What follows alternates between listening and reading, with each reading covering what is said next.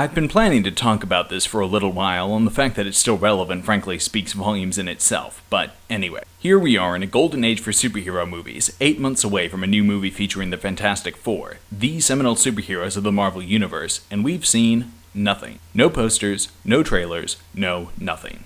Just one very encouraging announcement, one very disheartening announcement, and then deafening, pointed silence. It's gotten to the point where you'd be justified in wondering whether the darn thing will actually be released.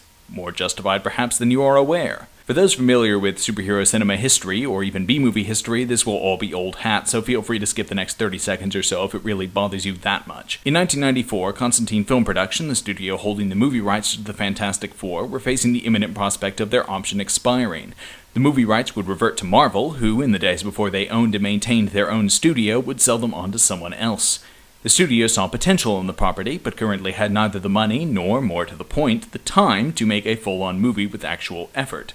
So, they hired old-time B-movie meister Roger Corman, who's best remembered for Little Shop of Horrors, a movie he made in a week for peanuts with reused sets from other movies, to make a movie that would fulfill their contractual requirements and allow them to hang on to the rights as cheaply as possible, without having any intention of releasing the thing at all. The resulting movie is readily available on the internet in bootleg form, and is exactly what you'd expect. As you may have gleaned using your magnificent intellects, I strongly suspect that something comparable is happening again. And who knows, they may actually go so far as to release it this time, albeit in a limited run without much of a marketing push, which would make sense since unlike in the 1990s, we are living in a time when any major or semi-major superhero property on film can expect at least some return on its investment.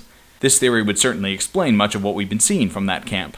Why would they turn the dictator of an entire country into a basement-dwelling cyber-terrorist? They're cheaply maintaining their option.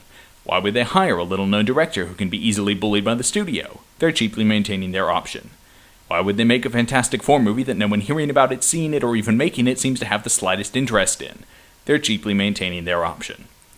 I've seen a lot of hate sent director Josh Trank's way, but I tend to think he's not to blame. His first and only feature, Chronicle, was flawed, but certainly intensely promising. In short, Trank is perfect for the studio's purposes. He has enough geek cred to draw in a few people if the studio actually decides to release it, but has so little clout that the studio can ask him to take what may very well be a career-ending bullet for them, and he won't have much choice but to comply. To be honest, and here we're leaning even more speculative, my educated guess is that they're holding another project over his head.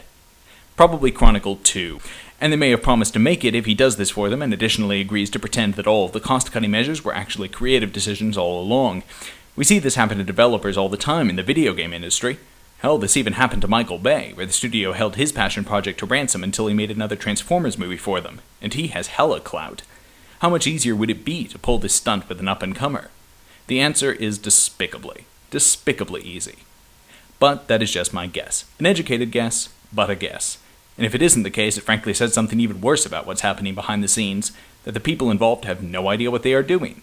But as Bob Chipman has pointed out in the past, ascribing misfortune to any order, even evil order, will always feel more comforting than a concession to chaos. Chaos does seem to be the word of the day for this odd little film, the runt of the superhero litter that nobody wanted, maybe not even the people in whose hands it currently sits. The only question now is whether they're going to throw themselves into giving it the best chance it could have, leaving the terminal question up to the inscrutable machinations of fate, or just drown it round the back in the same rain barrel as its forebear. See you next week.